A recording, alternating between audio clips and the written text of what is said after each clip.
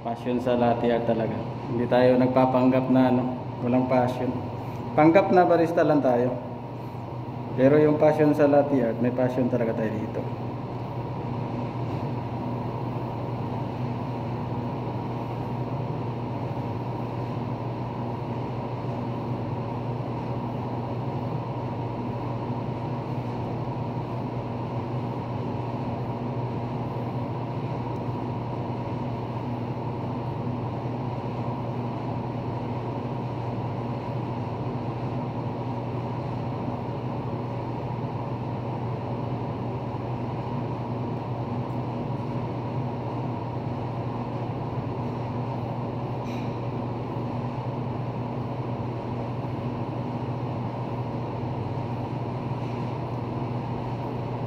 King Kuto pala to.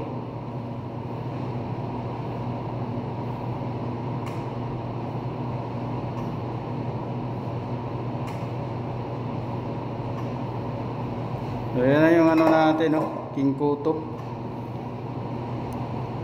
Yan ko kung anong pangalan talaga dito. So pinangalanan na natin ng King Kuto para madaling bigkasin. Malabo lang talaga yung camera natin.